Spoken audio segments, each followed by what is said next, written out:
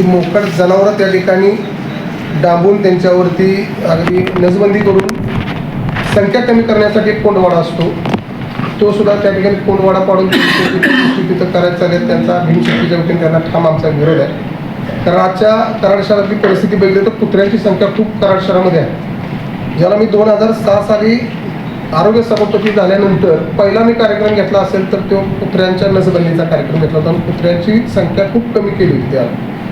पण आता तुम्ही वारडा गणेश बघत असाल किंवा गावात फिरत असाल तर कुत्र्यांचं जे टोळकं आहे ह्याच्यावरती कुठेही निर्बंध किंवा कुठेही त्यावरती नगरपालिकेचं ठोस असं काम नाही. त्याला कायदा पण आहे, परंतु त्याच्यावरती नियंत्रण ठेवणं सुद्धा नगरपालिकेचं काम आहे. आणि ज्या महत्त्वाच्या मुद्द्यासाठी मी ज्या ठिकाणी आपल्यासमोर आलो आहे तर हा जो नकाशा आहे, हा नकाशा जो आहे तो मंजुरी नकाशा आहे 2024 सालचा. त्यावेळेला जे संविधान भवनाचं जे बांधकाम आहे ते साधारण किती मीटर असावं किंवा रस्ता किती फुटाचा असावा या अनुषंगाने हे TPला मंजूर केलेला नकाशा आहे. परंतु त्या ठिकाणी आज प्रत्यक्षात पाणी केली असता स्वतःच्या मनमानी कारभाराने त्या ठिकाणी स्वतःची जागा असल्यागत काय तिथले नगरसेवक तिथे जे बांधकाम करतात ते चुकीचं आहे पूर्णपणे. तर 2024चा नकाशा मंजूर आहे आणि हा नकाशा मंजूर असताना वर्क ऑर्डर जे आहे ते 25 फेब्रुवारी 2025 आहे. 365 दिवसाच्या आत ते आपल्याला बांधकाम करणं गरजेचं होतं, परंतु 365 दिवस वळून गेलेले आहेत आणि आता तिथे त्या ठिकाणी बांधकाम चालू आहे. आणि बांधकामसुद्धा चालू असताना ठेकेदार जो आहे ते कशा पद्धतीने बांधकाम करतोय काय करतोय त्यावरती नगरपालिकेचं लक्ष असणं गरजेचं आहे.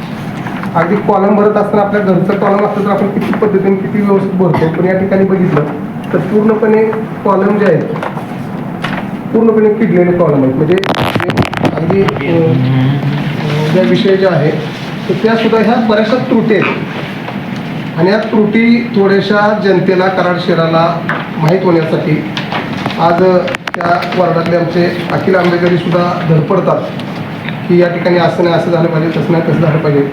तर त्या ठिकाणचा जो नकाशा दाखवला तर त्या ठिकाणचा 40 फुटी रोड आहे टोटल. संविधान बांधल्यानंतर इकडे 20 फूट अपेक्षित होता, पण ते न करता बरोबर ते संविधान मध्येच करायचं चाललं. नकाशाच्या मंजुरी प्रमाण अजिबात नाही. जे नकाशा मंजूर घेतलेला आहे संविधान भवन बांधण्याचा ते न करता म्हणजे तुम्ही काय पण तिथं कराल म्हणजे ती जागा नगरपालिका आहे, त्यामध्ये शिवने लक्ष घालणं गरजेचं आहे. आणि आमची मागणी अशी आहे की शिवसाहेबांनी सुद्धा या ठिकाणी शहानिशा करून सगळ्या गोष्टी व्यवस्थित कराव्या. आम्ही शिवसाहेबांमध्ये गुन्हा दाखल करण्यासाठी आम्ही मागणी करणार आहे. तर आम्ही आम्ही कराडचे मालक आहोत. आपण 3 वर्षासाठी येणार जाणार, परंतु कराडाचं वैभव जे निवडून आलेले नगरसेवक असतात त्यांनी करायचं असते. पण जे निवडून आलेले आहेत त्यांना असं वाटतं की मी म्हणून तोच कायदा, मी म्हणून तीच दिशा, तर ती थोडीशी चुकीची आहे. या अनुषंगाने आजची पत्रकार परिषद आहे. उर्दू शाळेला आमचा विरोध नाही, परंतु उर्दू शाळेला सुद्धा चांगल्या ठिकाणी अगदी व्यवस्थितरित्या चांगल्या ठिकाणी सुद्धा उर्दू शाळा भव्य दिव्य होऊ शकत्या. आज त्या ठिकाणी तर उर्दू शाळा झाली, भविष्यात कचरा डेपो पेटला किंवा तिथं घाणीचं साम्राज्य असल्यामुळं एखाद्या पोराला हसाडलं कुत्र्याने तर गेले सुद्धा आमचे RTIचे कार्यकर्ते आमचे काय त्यांचं नाव शरीफ म्हणून तो खूप चांगल्या पद्धतीने ॲक्टिव्ह पद्धतीने काम करत होता आणि त्याने खूप चांगल्या पद्धतीने तिथं डेपोवरती लक्ष ठेवलं होतं.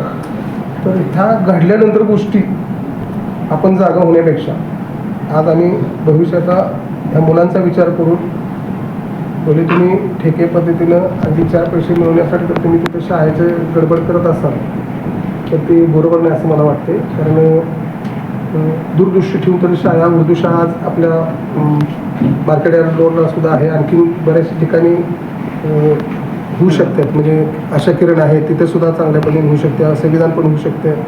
पण उगीच म्हणजे मी म्हणेन ते कायदा म्हणून काय त्याचा उपयोग नाही. त्यासाठी आपल्या पत्रकार बांधवांनी आम्हाला या लढ्यामध्ये पूर्णपणे ताकद देणं अपेक्षित आहे. आत्तापर्यंत भीमशक्ती सामाजिक संघटनेचे जे विषय घेतलेले आहेत ते अगदी तळास नेलेले आहेत.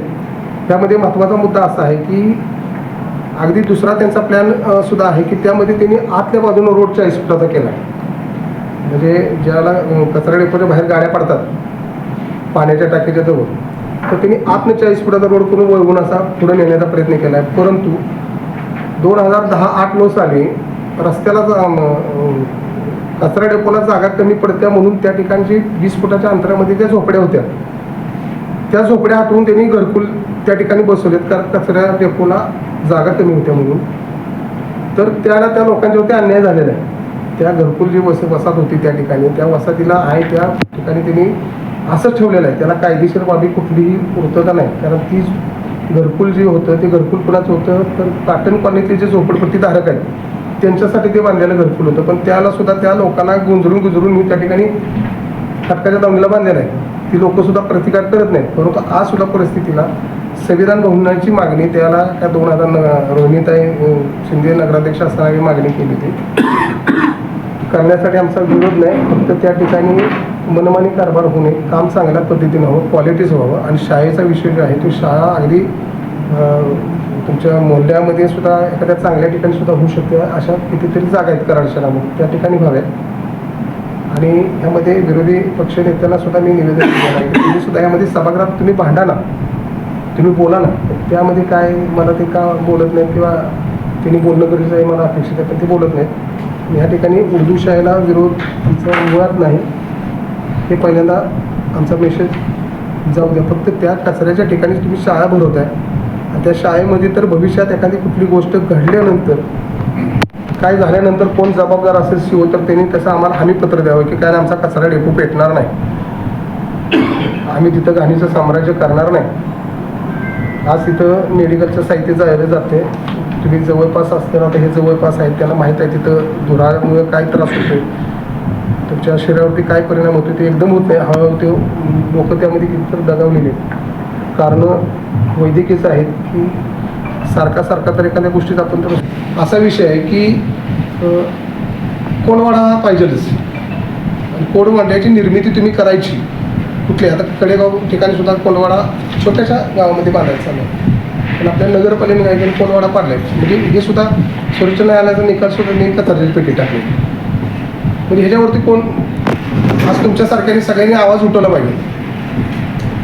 आज जनावरं कराड शहरामध्ये भटकी कुत्री किती वाढ झालेली आहे पहिल्यापेक्षा बघा ना तुम्ही. आता ठीक आहे, कुत्र्याला आपण काहीतरी आहे ना, तरतूद आहे ना. आज आपण आपल्या फॅमिलीचा सुद्धा विचार करतो की आपल्याला हमारे रोज पाहिजेत का, तर आपल्याला व्यवस्थित प्लॅनशीर काही भविष्यातल्या गोष्टी आपल्याला मुलाबाळांच्या शिक्षणात झाल्या पाहिजे. इथं कोण लक्ष देणार.